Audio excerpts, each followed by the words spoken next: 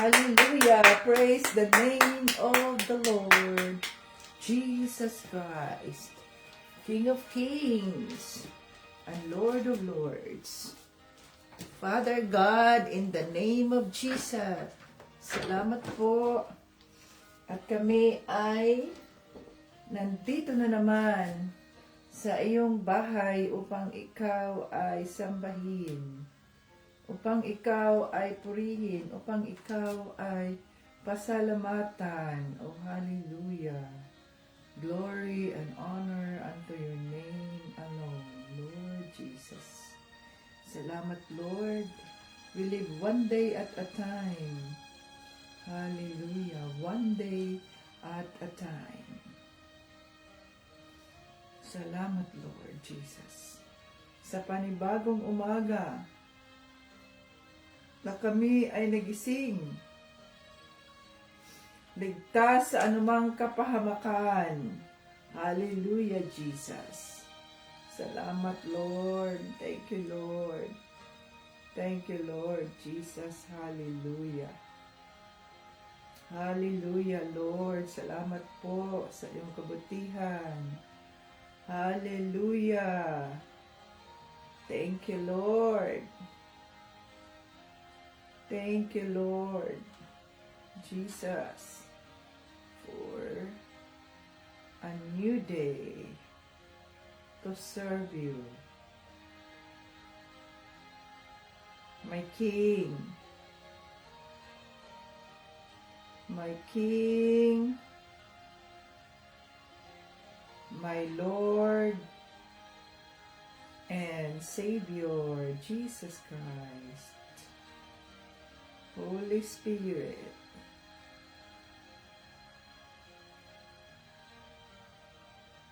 lead me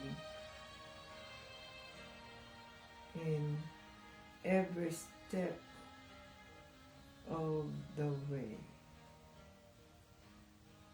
for God's purpose and glory.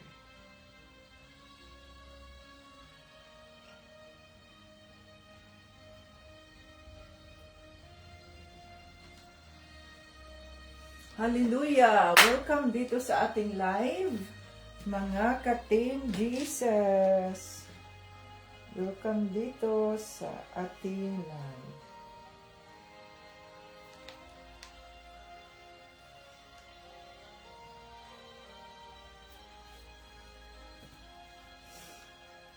Ang batayan ng ating pananampalataya kay Panginoong Hesukristo,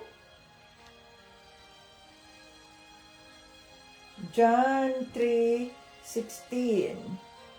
For God so loved the world that He gave His only begotten Son, that whosoever believe in Him will not perish, but have everlasting life. No?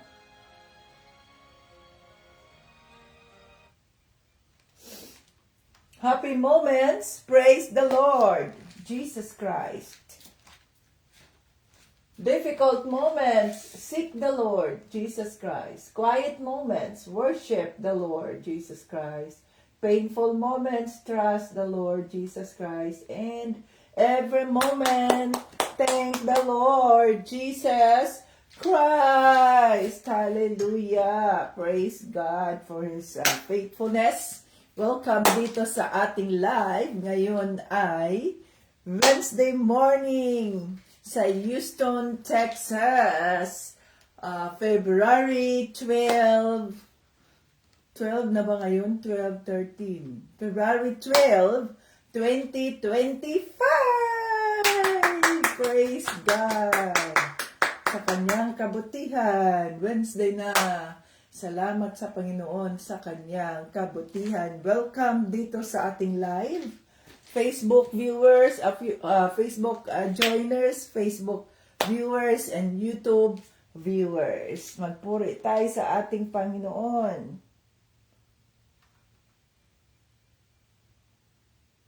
Yan. Kantahan natin si Panginoong Jesucristo.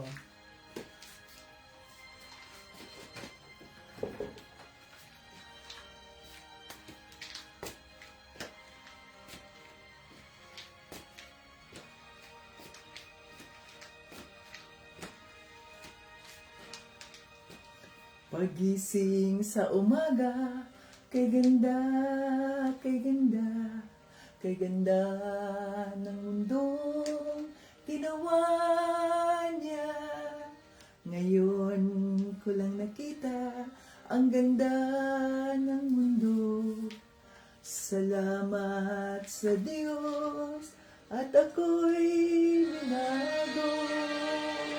Yes, Lord. Thank you, Lord. Nang tanggapin ko si Jesus, aking Diyos, na bago ang lahat sa buhay ko. Bagong ligaya ang nadarama, bagong pag-asa ang nakikita. Yes, Lord.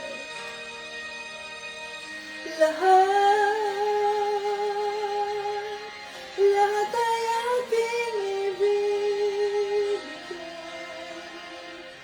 ibibigay, pati aking buhay, upang purihin siya.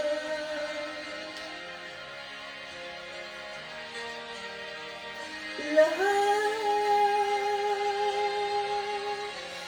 ay aking ibibigay, pati aking buhay, upang purihin siya.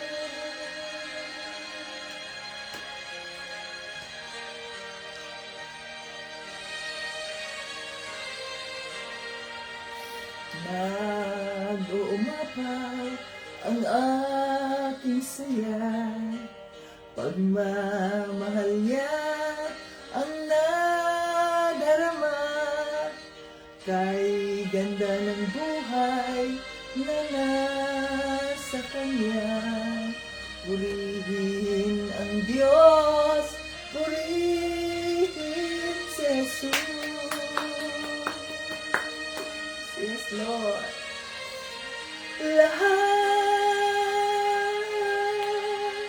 Lahat ay aking ibibigay, pati aking buhay, upang purihin siya.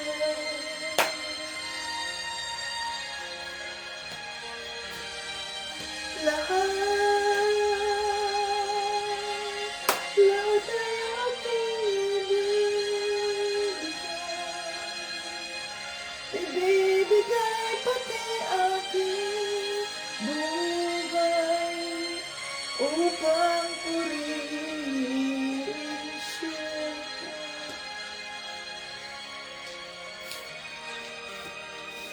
Oh, hallelujah. Yes, Jesus. Ibibigay namin po ang aming mga buhay, Lord. Ano man ang mayroon kami, sapagkat lahat ng bagay na ito ay nanggagaling sa inyo. Gawin niyo po kaming karapat-dapat sa trono ng iyong kaawaan. We welcome your Holy Spirit in our midst today.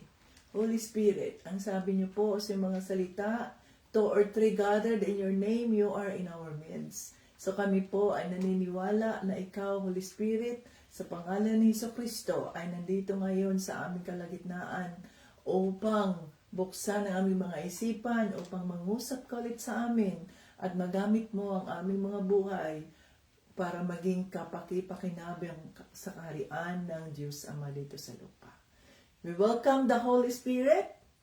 Come, Holy Spirit, I need you now.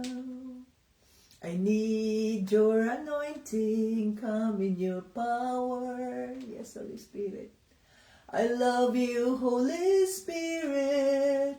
You captivated my soul, And every day I learn to love you more. Come, Holy Spirit, I need you now. I need your anointing, come in your power. I love you, Holy Spirit. You captivated my soul. And every day I learn to love you more. I'm reaching for your heart. You hold my life in your hands, drawing me closer to you. I feel your power renewed. Nothing compares to this place where I could see you face to face. I worship you in spirit and in truth. I'm reaching for your heart. You hold my life in your hands, drawing me closer to you. I feel your power renewed. Nothing compares to this place where I could see you face to face. I worship you in spirit and in truth. I'm reaching for your heart. You hold my life in your hands, drawing me closer to you. I feel your power renewed. Nothing compares to this place where I could see you face to face. I worship you in spirit and in truth. We worship you in spirit and in truth. Yes, Lord Jesus, sinasamba ka namin sa espiritu at sa katotohanan. Buksan mo po ang aming mga isipan, linisin mo po ang aming mga isipan at aming mga puso, anuman po ang aming mga nagawang kasalanan. Sa harap ng Diyos Ama, patawarin mo kami. Naway ang kanyang kaawaan ang aming mararanasan. At sa maraming salamat, Holy Spirit, at ikaw po ay nangaral sa amin kahapon. Ngayon, we welcome you na ikaw din po ang mangusap sa bawat isa, na matututo kami sa mga salita nang sa ganoon, Holy Spirit, mas lalo pa namin mapatibay ang aming pananampalataya kay Panginoong Jesucristo. Itago mo po ang iyong lingkod sa krus ni Jesucristo na hindi ako ang makikita, kundi ang makikita ay ang kabutihan ng Diyos Ama, ang kanyang pagmamahal, ang kanyang kaawaan, ang kanyang mga pagpapalang siksik, liglig, umaapaw. Hallelujah. Thank you, Holy Spirit. Thank you. At dinideklara namin na ang live na ito ay holy, sanctified by the blood of Jesus. Oh, hallelujah. Yes, Lord. Lahat ng papuri at parangal, pasasalamat ay aming ibinabalik sa inyo, Diyos Ama, sa pangalan ni Jesucristo at ng banal na Espiritu. Amen. Hallelujah. Kumusta ang inyong mga live? At welcome dito sa ating live. At ang mga newcomers, welcome dito sa Team Jesus School of Faith. Ayan, so magkakaroon tayo ng graduation sa ating mga joiners from January to December. Yan. So, phase 1. Sabihin natin, stage 1 or phase 1 or depende sa anong term ng Holy Spirit sa School of Faith ng Team Jesus. Okay. So, dito tayo sa ating upuan.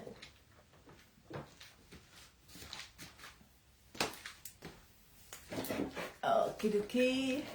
So, welcome. So, natapos na natin ang buong Roma kahapon, no?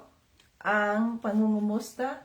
So, tinapos na natin ng Holy Spirit ang buong Roma kahapon. Kahapon ay 2:11:25.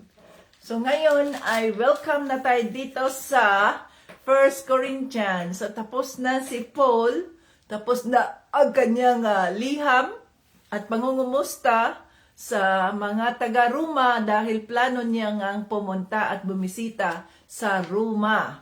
So ngayon naman ay puntahan naman natin ang lugar, yung isa pang lugar na pinuntahan ni Pablo, mga hintil na lugar, ang Corinth. So ang Corinth, o saan ba makikita ang Corinth? Tingnan nga natin kung saan makikita ang Corinth. Corinth. Where to find Corinth? No? Andiyan na ba ang inyong mga Biblia?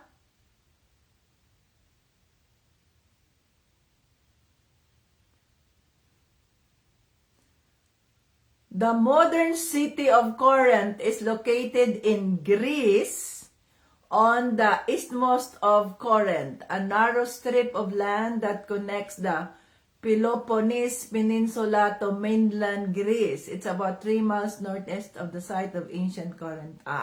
So ang Corinto ay makikita doon sa Greece, mga ka-Team Jesus. So doon tayo sa Greece. Nasa Greece tayo, kasama naman yan sa Europe, part ng Europe, no? Sa ang Rome ay part ng Europe. So tapos na si Paul na nagpadala ng liham at nagpangungumusta doon sa mga taga-Roma. Kayo ba ay tapos na rin na humingi na ba kayo ng gabay sa banal na espiritu? Kung paano kayong mangungumusta na ang inyong pangungumusta ay hindi nagbibigay ng pangamba, nagbibigay ng takot sa mga nakakatanggap ng pangumusta na yon, kundi ang ating pangungumusta ay nagbibigay ng galak, nagbibigay ng inspiration, nagbibigay ng encouragement, nagpapadala ng mga pagpapalang espiritual sa mga taong nangangailangan nito. So yon dapat ang ating gagawin, mga Kristiyano. So ang ating pangungumusta ay hindi magbibigay ng pangamba o kaya magbibigay ng takot, no, or inis or galit sa mga taong makakatanggap nito, kundi ito dapat ay magbibigay sa kanila ng inspirasyon, magbibigay sa kanila ng hope o kaya pag-asa, magbibigay sa kanila ng yung encouragement, no, magbibigay sa kanila ng galak sa kanilang mga puso. Instead, sa halip na ito ay magbibigay ng inis, ng galit, ng takot, ng pangamba, at bakit ikaw ay nangungumusta. So, I hope na ginagawa na ninyo yan, sapagkat yun ang isa sa mga dapat nating isagawa ayon sa conviction ng Holy Spirit. So, kahit tayo ay mangumusta as the Holy Spirit leads us kung sino. So maganda kung mayroong kayong notebook. So Team Jesus members, bumili kayo ng mga notebooks ninyo at i-log in ninyo diyan. This February 12, 2024. Sino-sino ang aking planong, ang aking napadalhan ng letter or liham or pangungumusta through text and tsaka messenger, or sino ang aking na face-to-face para makausap sila, ganito, ganyan. Dapat may lista kayo dyan, sapagkat itong mga to ay ililihans mo yan. Ipapabalik ng Holy Spirit sa inyo yan, at kukumustahin ninyo, ano na kaya si ganito, na iligtas na kaya siya, na nabigyan siya ng kaawaan ng Diyos Ama, pinagpipray ko ang mga ito, no? So, ilista natin yung mga pangalan ng mga nais na i-reach out, no, ng Holy Spirit through us. Ilista natin yan, anong date, o bumili kayo ng notebook ninyo, Team Jesus members. Requirement yan, ngayon lang ni-reveal ng Holy Spirit. Requirement yan, Team Jesus members, bumili kayo ng notebook. At sa bawat araw ay ilista ninyo dyan. Sino, Lord? Kailangan nating maging agresibo sa ating pagbabahagi sa salita ng Diyos. Sino, Lord, ang gusto mong bahaginan ko sa araw na ito habang ako'y nagtatrabaho, habang ako'y nagpapahinga, o makapag-send man lang ng 30 seconds na message doon sa isang tao na yan. No. Sulat nyo yan. Pagkatapos ay ano ang gagawin natin dyan, ay ililay hands natin ang ating mga kamay. No? Holy Spirit, pinagdadasal ko ang mga taong ito na sila ay kaawaan ng Diyos Ama at mararanasan din nila ang kapayapaan, ang kagalakan sa puso, ang mga pagpapalang espiritual, physical at iba pang parte ng buhay natin, ng mga pagpapala ng binigay ng Diyos, ang pagpapala ng mabuting pangangatawan. Sabihin natin, paano ng mga pagpapala? Wala naman akong nararanasan pagpapala ng Diyos. Ang pagising pa lang natin sa umaga at sa pagising natin maayos ang ating pagtulog, okay? Maayos ang ating pagtulog, nagising tayo ng maayos, wala tayo nagising sa ospital, hindi tayo naka-oxygen, wala tayong gamot na minimaintain, maayos ang ating pangangatawan, yan ay wealth natin. Ayan ang ating kayamanan, mga ka-Team Jesus, sapagkat sa pamamagitan ng maayos na pangangatawan, ay makapagtrabaho pa tayo, makakilos pa tayo ng maayos, pagpapalain pa ng Diyos ang ating mga kamay. Ang sabi niya I will bless the works of your hands. So, pagpapalain niya itong ating mga kamay, ang importante, malusog ang ating pangangatawan, wala tayong sakit na nararamdaman. So, magamit tayo ng Diyos para sa kanyang kapurihan. Oh, hallelujah. So, yan o, ilista ninyo yung mga ano nyo dyan, Team Jesus members.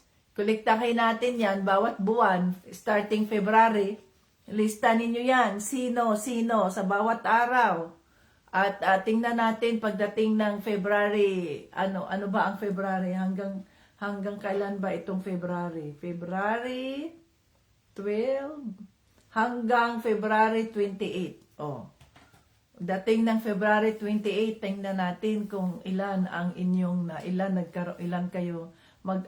ang naipadala ninyong text brigade o messages o kaya messenger. Huwag kayong gumawa sa messenger ng group chat ninyo sa kung sino pa man. Huwag kayong gumawa niyan. Kasi ang ating pag-share sa Word of God ay one-on-one. Hindi pwede ang group chat. Sa ating Team Jesus, okay lang yan, group chat, dahil pare-pareho tayo ng pinaniniwalaan. Samantalang yung mga kaibigan natin, yung mga kaibigan ninyo, maliban na lang kung kasama kayo doon sa group chat ng inyong mga classmates sa elementary, classmates sa high school, college, whatever, no? Sa team ninyo, yan, pwede yan na magbahagi kayo, sabihin ninyo, allow me, no? Allow me to share the good news to you. Pero hindi ka makapamilit diyan sa kahit na sino. Kaya nga hinihingi natin sa Holy Spirit ang gabay. Holy Spirit, sino-sino ang gusto mong i-reach out ko sa araw na ito?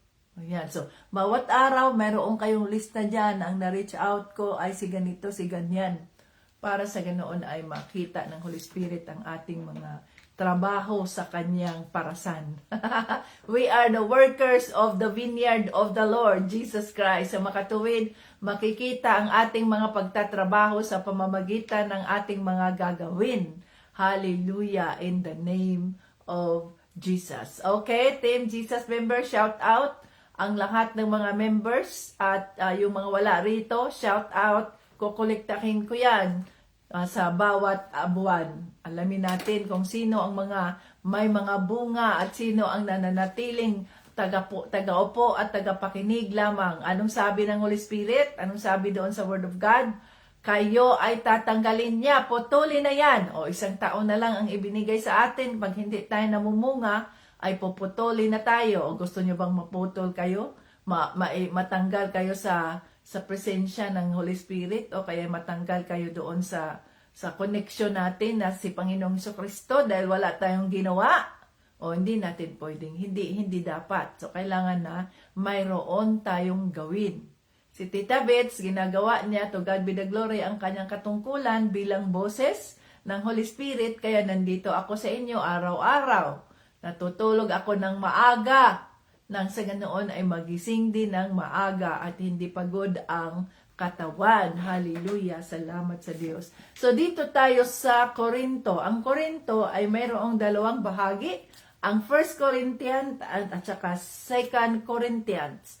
So, unang Korinto at ikalawang Korinto, dito na tayo sa unang Korinto. So, di ba maganda kung series ang pag-uusapan natin nang sa ganoon ay maintindihan natin ang mensaheng nais iparating ng banal na Espiritu. So, dito tayo sa 1 Corinthians. Ang 1 Corinthians, chapter, 1 Corinthians chapter 1, verses 1 to 9. Diyan lang tayo.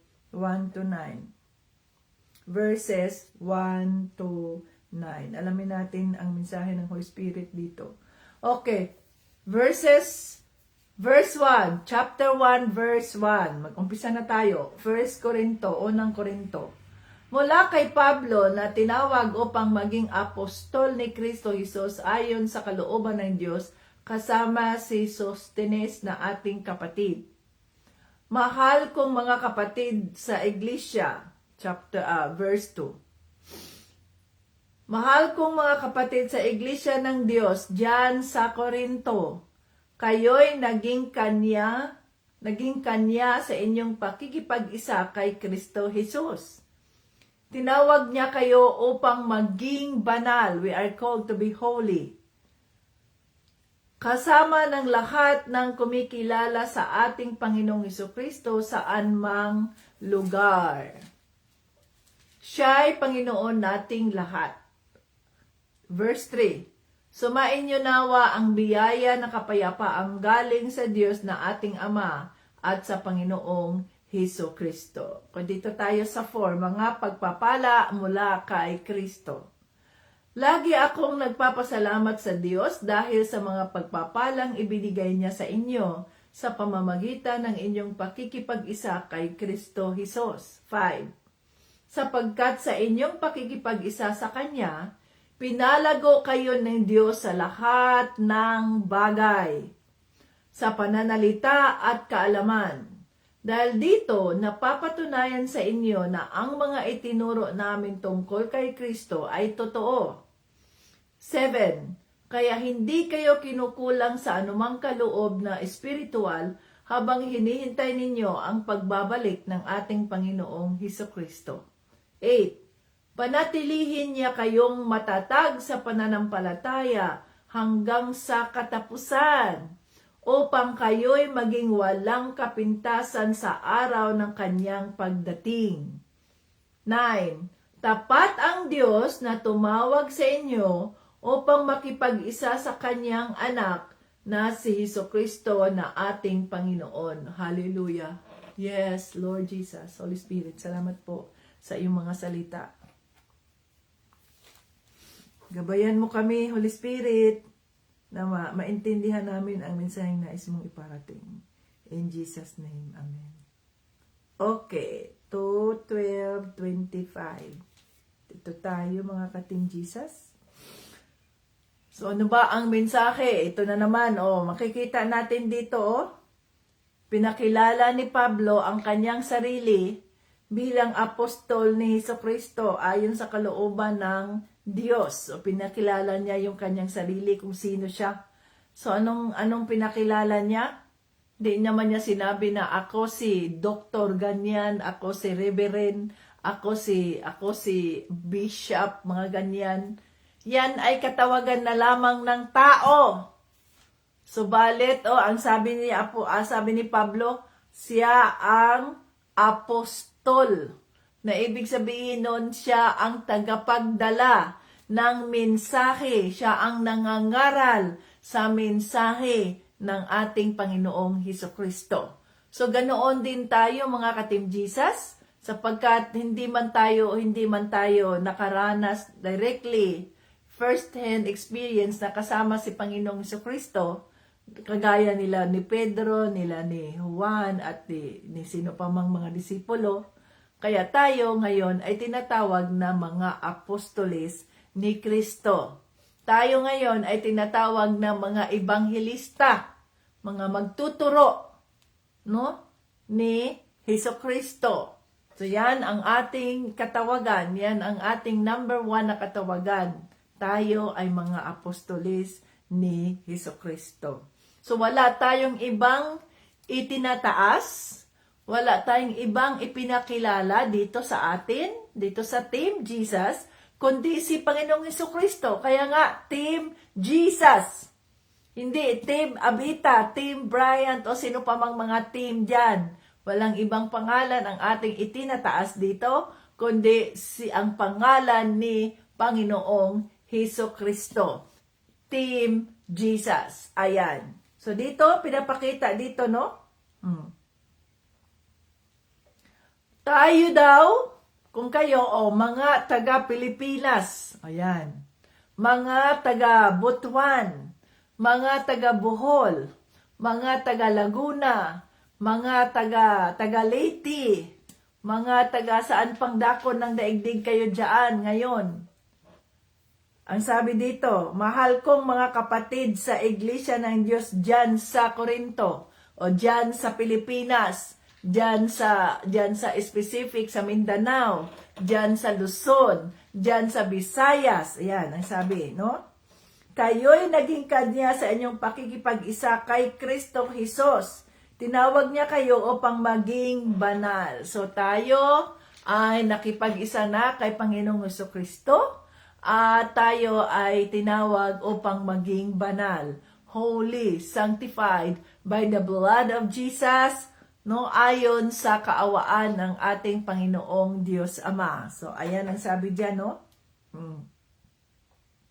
At kung titingnan ninyo dito mga ka-Team Jesus, sa number 3, kaya nga kung tayo ay mga nangungumusta tayo, mga ka-Team Jesus, pag nangungumusta tayo, isama natin dito ang 1 Corinthians chapter 1 verse 3. Sumain niyo nawa ang biyaya at kapayapaan galing sa Diyos ng ating Ama, galing sa Diyos ng ating Ama at sa Panginoong Jesucristo. Sama niyo yan. So English pa yan, grace and peace to you from God our Father and the Lord Jesus Christ. Yan ang una nating isama sa ating pangungumusta. Okay? So binigyan na tayo ngayon ng wisdom ng Holy Spirit. Paano ko ba uunahin ano ang aking introductory sa aking pangungumusta? Ito ang iyong ating introductory, Sumain niyo nawa ang biyaya at kapayapaang galing sa Diyos na ating Ama at sa Panginoong Jesucristo. No?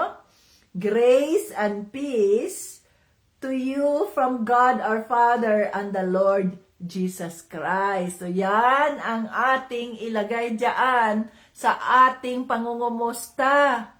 I-copy-paste natin yan. Gamitin natin kung i-google natin anong version nito sa Tagalog, version nito sa Waray, version nito sa Cebuano, sa Boholano kung mayroon man, at yun ang ating i-copy-paste, at yun ang gawin nating introductory doon sa ating pangungumusta. Hallelujah, Holy Spirit.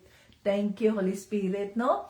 So yan ang ating gagawin, mga ka-Team Jesus.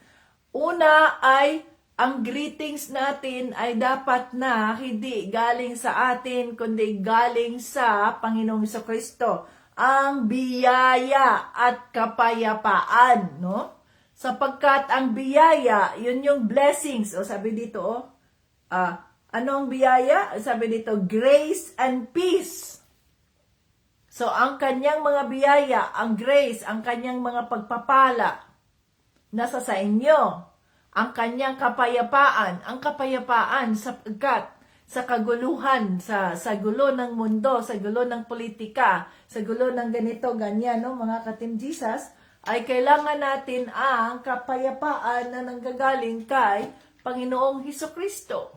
Yun ang sinasabi niya, peace be with you. My peace I leave you, not the peace that the world can give. So yung peace na maibibigay ng mundo sa atin ay yun lang yung nag-iisa tayo na walang ingay, give me peace! Ganyan. At lalayas ka na at pupunta ka na sa isang lugar na tahimik na walang katao-tao, nag-iisa ka at ganun. Ay, ang sarap dito, peaceful. Hindi yan yung peace lang na maibigay ng tao sa atin. Subalit ang kapayapaan na maibibigay ni Panginoong Hesukristo, yung sabi niya, peace I leave you, my peace I leave you.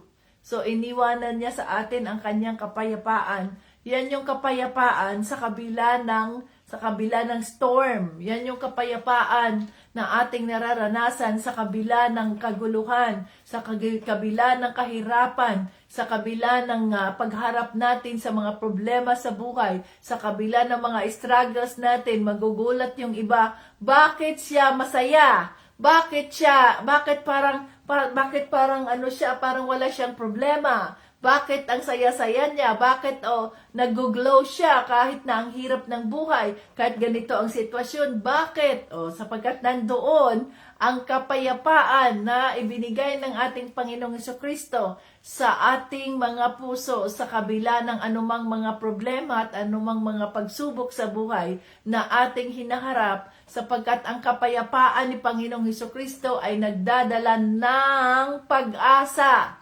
Nagdadala ng pananampalataya, yung trust, yung pag-asa na, Lord, you are with me. You will take care of me. No?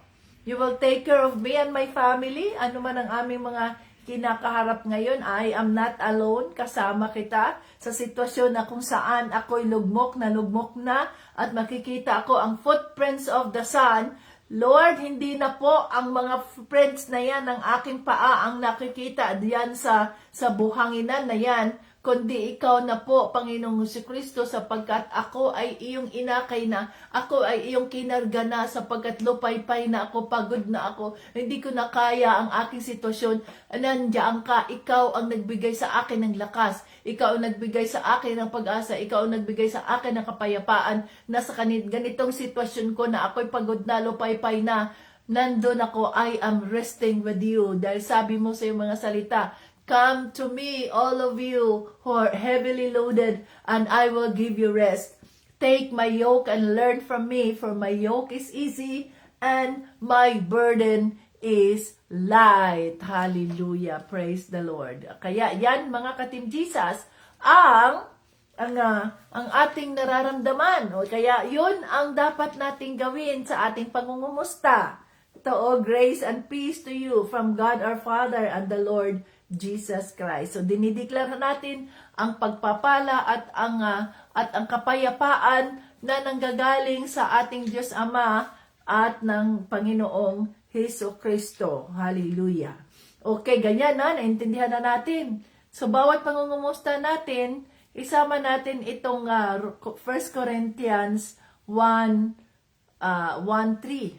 Yun ang ating magiging introductory doon sa ating pangungumusta, nang sa ganoon ay sa pagtanggap pa lamang nila ng mensahe natin ay nandoon na ang Holy Spirit na siyang magpapakalma sa kanilang mga isipan, sa kaguluhan ng mga isipan nila, sa kanilang troubled heart, ay nandoon na. Dinideklara mo na ang kapayapaan na nanggagaling sa Diyos Ama at sa kahit Panginoong Hesukristo.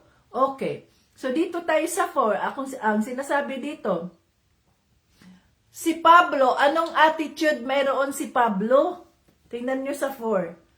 1 Corinto, chapter 1, verse 4. Lagi akong nagpapasalamat sa Diyos dahil sa mga pagpapalang ibinigay niya sa inyo sa pamamagitan ng inyong pakikipag-isa kay Kristo Jesus. So si Pablo ay palaging nagpapasalamat sa Diyos, hindi sa mga ginawa ng Diyos sa buhay niya, kundi para sa mga ginawa ng Diyos sa buhay ng mga kapatid na ito na ginamit siya upang sa ganoon ay makilala nila si Panginoong Hesukristo.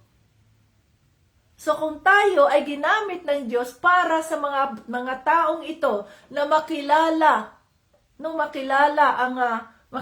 si Panginoong Hesukristo, dapat tayo ay magkaroon ng pusong puno ng gratitude at pasasalamat. Lord, salamat po sa mga buhay ng mga kaanakan mo. Salamat po sa mga pagpapalang ibinigay niyo sa kanila, Lord, na siksik, liglig, umaapaw. Salamat po sa iyong presensya, banal na Espiritu, na nananatili sila na matatag sa kanilang pananampalataya sa iyo, Panginoong Hesus. Hallelujah. So tayo yan. Ako, ikaw, siya, kinsa pa, sino pa man, tayong lahat ay mga apostoles ni Kristo. At dapat na as we share the Word of God, at ang mga taong ito ay binago ng Holy Spirit, hindi tayo pwedeng magsabi na, mga tupa ko yan. Ako ang nagpabago sa taong yan. Ako ang nagpaganyan. No, hindi tayo pwedeng magsabi ng ganyan, mga ka-Team Jesus, sapagkat tayo ay mga instrumento lamang. Tingnan mo si Pablo, hindi naman niya sinabi na ako ang nagligtas sa inyo. Ako ang nagpatanggap sa inyo sa salita ng Diyos, sa kaligtasan. Hindi naman niya sinabi. Ang sabi niya rito sa 4, lagi akong nagpapasalamat sa Diyos dahil sa mga pagpapalang ibinigay niya sa inyo sa pamamagitan ng inyong pakikipag-isa kay Kristo Jesus. O see? So si Pablo, makikita mo yung kababaang loob niya at pagkilala niya na it is not him, na hindi siya yun, kundi ang galaw ng banal na Espiritu sa mga buhay ng mga nakikinig sa salita ng Diyos sa pamamagitan ng buhay niya. So ang binibigyan niya ng pansin dito, ang focus niya, mga ka-Team Jesus, ay hindi siya, kundi ang focus niya ay si Panginoong Hesukristo, ang focus niya. Ang pakikipag-isa ninyo, ang inyong relasyon, no? Ang pagpapalang ibinigay niya sa inyo sa pamamagitan ng inyong pakikipag-isa kay Kristo. Sa pamamagitan ng ating pakikipag-isa kay Kristo, ang ating union kay Panginoong Jesucristo ay pinalagaw tayo ng Diyos Ama. Ayon sabi dito, no? Sa pananalita at kaalaman. So, pinalagaw tayo ng Diyos Ama sa pananalita natin at sa ating kaalaman na magugulat itong mga taong ito na kinukumusta natin, na magugulat itong mga taong ito na kinakausap natin. Sino siya? Bakit ganito siya magsalita? Parang ang lalim-lalim at parang namang pastor. Wow, parang ganyan. Kasi habang tayo ay nakikipag-ugnayan kay Panginoong Hesukristo, ay lumalago tayo, ang Diyos Ama ay nagbibigay sa atin ng kaalaman, ng mga pagpapalang kaalaman, wisdom and understanding, upang sa ganoon ay kung anuman ang kalaliman ng ating pagkatuto sa salita ng Diyos, ito rin ay magre-reflect sa ating buhay, ito rin ay mararanasan, ito rin ay makikita ng mga taong nasa paligid natin at magugulat sila. Oh, hallelujah. Praise the Lord Jesus Christ. Yan, no? Okay. So, ang sabi dito, hindi kayo kinukulang sa anumang kaloob na espiritual habang hinihintay ninyo ang pagbabalik ng ating Panginoong Hesukristo. 1 Corinthians chapter 1:7. Hindi kayo kinukulang sa anumang kaloob. Kaya pag sinabi mong ayoko, hindi ako marunong mag-share sa Word of God, hindi ako marunong mag-message, hindi ako marunong. Anong sabi dito? Sa 1 Corinthians 1, habang tayo ay nakikipag-isa kay Panginoong Hesukristo, ay pinagpapala tayo ng Diyos Ama ng, ng mga bagay sa pananalita at kaalaman. Ang gagawin lang natin ay dapat tayo maging open, maging bukas, kagaya kay Tita Vets. Lord, anong gusto mong gawin ko? Here am I. Here I am. Send me. Ang sabi ng Holy Spirit, okay, matulog ka na para sa Ganoon ay magising ka bukas. Maayos ang iyong pangangatawan. Yes, Lord. May mga gagawin pa ako, Lord. Matulog na ako.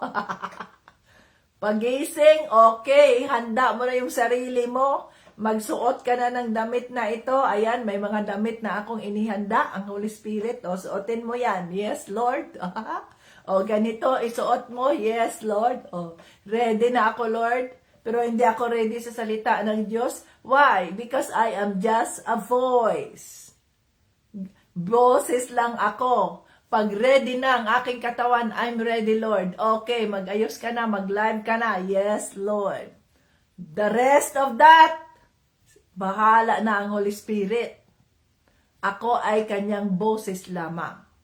So yan, hindi tayo matatakot, hindi tayo mangangamba na paano ako magsasalita? Paano ba ako magaganyan? Hindi ko naman alam yan, hindi naman ako marunong. Nangangamba tayo na magsalita sapagkat ang sarili natin ang iniisip natin eh. Sarili natin ang, ay, nakakahiya naman kung magkamali ako. Bakit mo iisipin yan? Kaya nga you surrender your body to the Lord. Here I am, Lord. Send me. Take over. Jesus, take the wheel. Magsalita kayo, banal na espiritu. Diba? So, hindi tayo ang nagsasalita. Ay, sabi dito, pananalita. Pinalago kayo ng Diyos sa lahat ng bagay. Sa pananalita at kaalaman. Sa pananalita natin at kaalaman. So, hindi tayo mangangamba, hindi tayo matatakot humarap sa kahit na sino. Kung tayo ay baptized in water at baptized in the Holy Spirit, sapagkat yung anointing ng Holy Spirit ang ating mararanasan at pag humarap na tayo sa tao, magugulat ka na lang, tuloy-tuloy ka nang magsasalita, hindi ka na ang nagsalita nyon na puno ng kaalaman, hindi ka na yan, kundi ang banal na espiritu na gumagamit na ngayon sa katawan mo upang marinig kung sino man ang nais na piliin ng Holy Spirit na makarinig sa kanyang salita. Hallelujah. So huwag nating sabihin na ayoko, nahihiya ako, kulang ako sa pananalita at saka sa kaalaman. No. When you are equipped, the Lord equipped the called. So, ang Diyos ang nagbibigay sa atin ng qualification kung tayo ay tinawag niya, kagaya ko.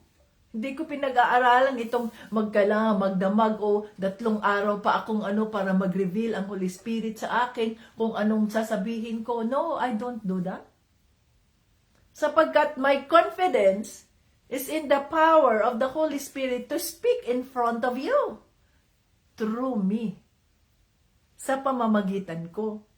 Kaya bakit ako mai-stress at hindi ako makatulog kasi kailangan mo ng pag-aralan ito, hindi ko maintindihan ang ibig sabihin nito. No. Holy Spirit, here I am. You speak. So siya ang pinagmumulan ng lahat ng katalinuhan, lahat ng karunungan, lahat ng kaalaman. So, pinalago tayo. Hindi tayo nagkulang. Walang kulang. Biruin niyo yan. Walang kulang ang mga anak ng Diyos. Yan, no? Habang hinihintay natin ang pagbabalik ng ating Panginoong Hesukristo.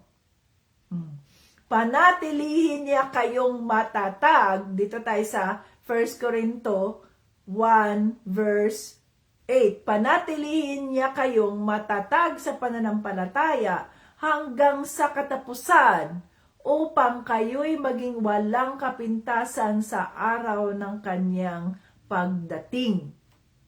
So, pananatilihin tayong tapat kung ang ating pakikipag-ugnayan kay Kristo ay araw-araw, walking with Jesus, walking every day, walking all the way, walking with Jesus, walking with Jesus alone.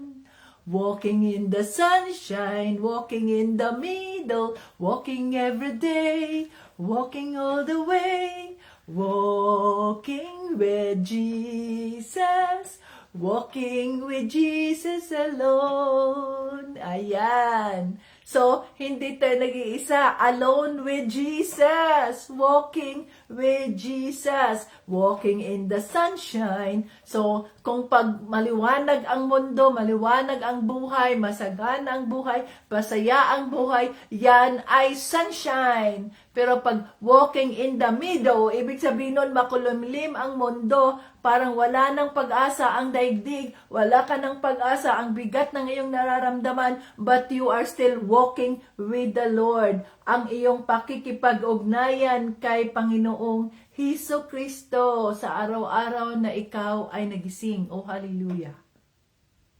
Glory to God Almighty. Walking with Jesus alone. Walking in the sunshine, walking in the middle, walking every day, walking all the way, walking with Jesus, walking with Jesus alone. Ay, hallelujah. Oh, so yan, ipatatag tayo ng ating pananampalataya kay Kristo at gawin niya tayong banal, holy, no, mga pinili ng sa Ganoon sa kanyang pagdating, no? Maging karapat-dapat tayo. Ang sabi diyan, maging walang kapintasan sa araw ng kanyang pagdating. So no blemishes. No blemishes. Ang sabi dito sa English, He will also keep you firm to the end, so that you will be blameless on the day of our Lord Jesus Christ. So maging blameless tayo mga ka-Team Jesus sa pagdating ng ating Panginoong Hesus. Habang hinihintay natin siya sa muli niyang pagbalik, ay tayo ay patuloy na makikipag-ugnayan sa Kanya sa pamamagitan ng banal na Espiritu. Hallelujah! Tapos, ang sabi dito, sa 9, 1 Corinto, chapter 1, verse 9, tapat ang Diyos na tumawag sa inyo upang makipag-isa sa kanyang anak na si Jesucristo na ating Panginoon. Hallelujah! God is faithful, who has called you into fellowship with His Son, Jesus Christ our Lord. So, ang Diyos Ama ay tapat na tumawag sa atin upang makipag-isa. So it means we have the fellowship of our Lord Jesus Christ bawat araw na tayo ay nagising. So hindi pa tayo matulog. Lord Jesus, salamat po. Holy Spirit, nakaraos sa buong araw na ito. Salamat po. At ano pa man ang mangyayari sa kinabukasan, ikaw nang bahala at ako'y matutulog na. Good night. At ako'y nakakatulog. Hindi ko iniisip, bahala na yung mga babayarin, bahala na yung mga kulang dyan ng pambayad, bahala ka na dyan, Lord, matulog na ako. Good night. At sa aking pagising, tinitingnan ko yung, praise God! Hindi pa din, wala pa rin, nandiyan pa rin ang pagpapala ng Diyos, hindi pa rin na zero ang bank account ng Diyos. Thank you, Jesus. Diba? At ako ay masaya pa rin at may galak sa puso ko. Thank you, Jesus. Ganun yon. At ito si Tita Bets at the age of 53. Masaya. Masaya kong tinatanggap gracefully ang pagdagdag ng aking edad, sapagkat ito'y nangangahulugang buhay pa ako at pwede ko pang magamit ang aking buhay para sa kapurihan ng Diyos Ama. Hallelujah! To God be the glory. So mga ka-Team Jesus, ang ganda ng mensahe ng ating ng banal na Espiritu sa atin ngayon. Kung kayo man ay nalilito, paano ko ba sisimulan ang aking pangungumusta? O, nandyan na ang mensahe ng Diyos, simulan mo sa pamamagitan ng, anong sabi niya? Let the grace of God and the peace of God be upon you. Di ba? Hallelujah. So kung di natin alam ang ating mga gagawin, sabi ng Holy Spirit, sabi ng salita ng Diyos, sa Jeremiah 33:3, call unto me, and I will answer him, and I will answer thee. I will show you great and mighty things you know nothing about. Tawagan mo ako, sasagutin kita. Ipapakita ko sa iyo ang mga bagay na hindi mo alam. So bakit tayo nag-aalala? Bakit tayo nangangamba? Anong bang gagawin ko dito? Hindi ako marunong nito. Yan ang sabi ng Diyos. Walang kulang sa atin, mga ka-Team Jesus. Kung tayo ngayon ay ready na sa pagserbisyo sa ating Panginoong Jesucristo, hindi nagkulang, wala tayong kulang sa kaalaman. No? Sapagkat ang Holy Spirit ang siyang gagamit, ang siyang magbibigay kung ano man ang kulang sa atin. Ang atin lamang ay handa tayong magpagamit para sa kanyang gawain, sa gawain ng Jesucristo. Kagaya kay Apostolis Pablo, hindi niya kiniklaim sa sarili niya na siya ang dahilan upang itong mga taong ito ay makilala si Kristo, na siya ay gumawa ng mga himala, na siya ay ganito, kundi wala siyang ibang ipinakilala, kundi si Panginoong Jesucristo.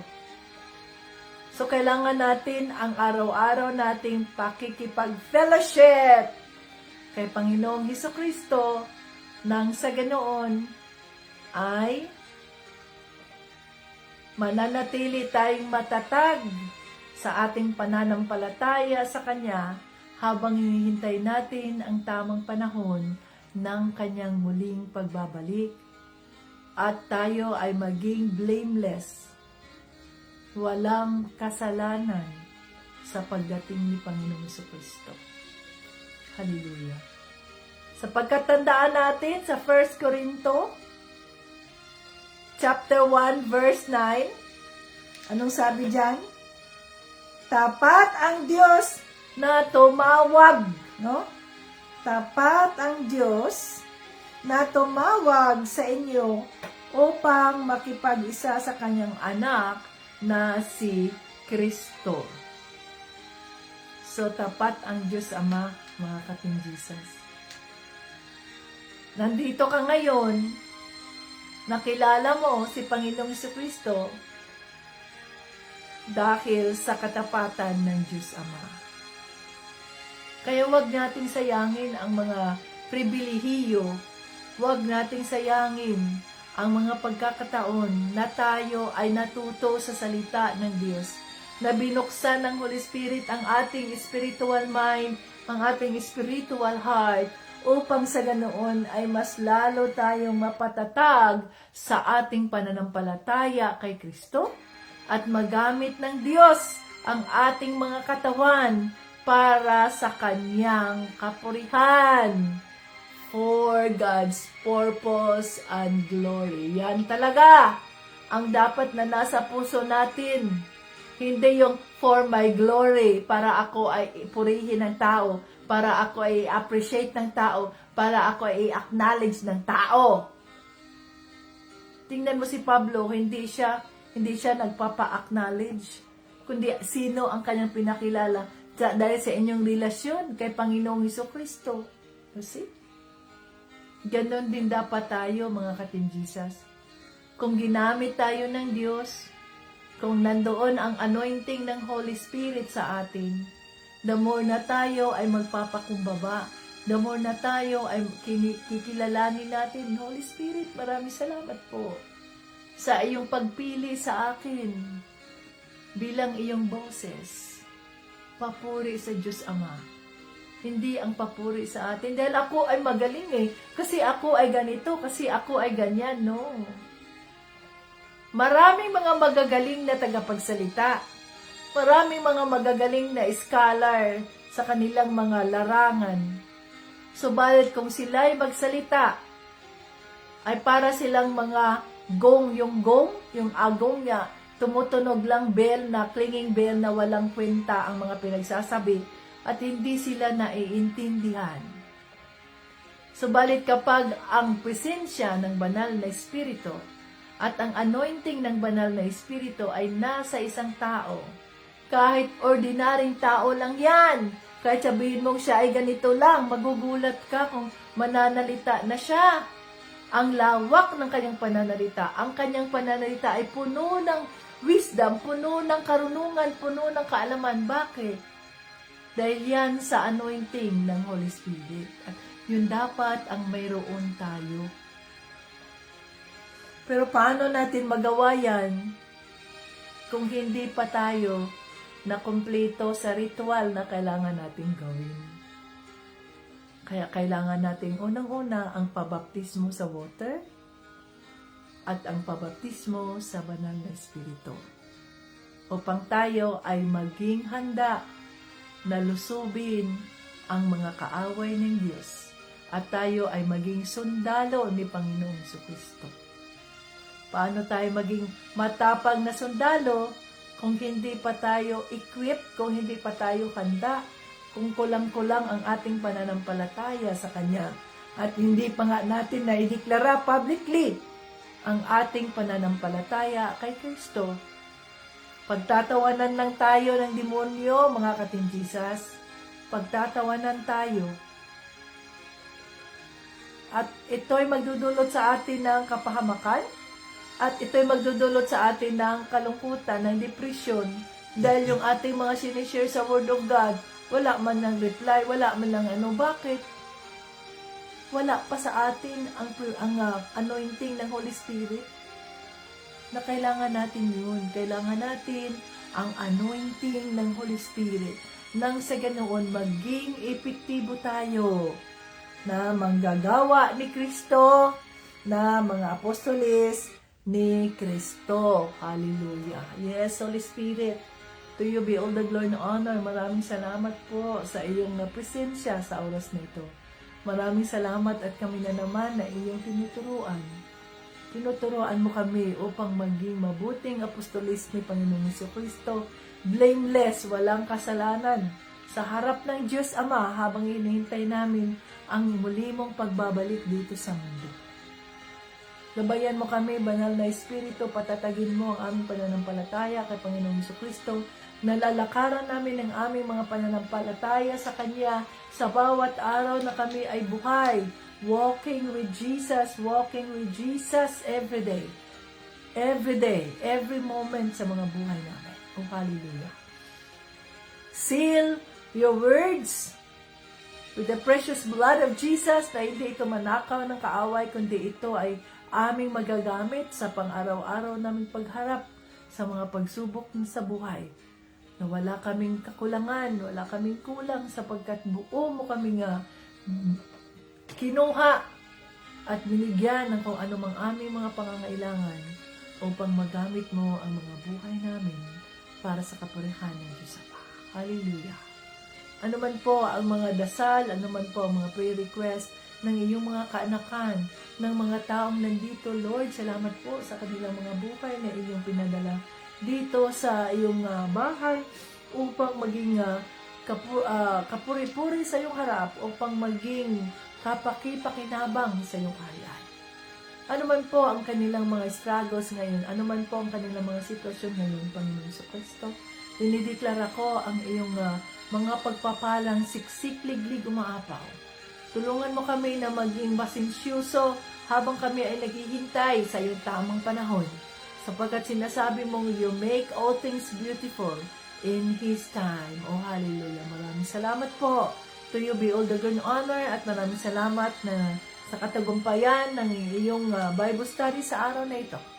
Gabayan mo kami sa araw-araw at sa anuman pong aming mga planong gawin sa buhay namin sa gabing ito at sa buong araw na ito. Sa pangalan ni Jesus at ng banal na Espiritu. Amen! Hallelujah! Praise the Lord! Thank you, Jesus, King and Lord of Lords. Ayan, mga ka-Team Jesus. So, ang ganda ng mensahe, no? Sa araw-araw na tayo ay nakipag-fellowship sa ating Panginoong Jesucristo, ay napakaganda ang mensaheng nais niyang iparating. So, dito naman tayo sa mga taga-Korinto, kung saan sila rin ay mga hintil na nang dahil sa kaawaan ng Diyos Ama, ay sila ay nakipag-isa kay Panginoong Jesucristo dahil sa kanilang pananampalataya nito. Kaya mahalaga ang ating public declaration kay Panginoong Jesucristo, sapagkat kung tayo ay makaranas ng baptism of water, itatanong yan sa atin, naniniwala ka ba kay Jesucristo? Yes. Tinatanggap mo ba siya bilang iyong Diyos at tagapagligtas? Yes. Talikuran mo na ba ang iyong mga kasalanan? Yes. Okay. Public declaration yan. At yun ang ikinagagalak ng banal na Espiritu ng sa Ginoon ay magamit ang ating mga katawan para sa kapurihan ng Diyos Ama. Hanggang sa muli, thank you for joining. God bless us all at huwag yung kalimutan na balikan ang ating live at ilagay ninyo dyan ang inyong mga personal reflections ayon sa mensaheng inyong narinig sa araw na ito. At doon din sa YouTube, copy-paste niyo yan at gumawa kayo ng album para sa ganoon pagdating ng panahon ay hindi nyo pagsisihan ang hindi nyo paggawa ng inyong album dahil nakita nyo nung last year, no? Na ang saya-saya ng mga faithfuls na sa araw-araw ay nagtuon ng oras at panahon upang sila ay matuto sa salita ng Diyos. Hanggang sa muli, Jesus loves us. Bye-bye.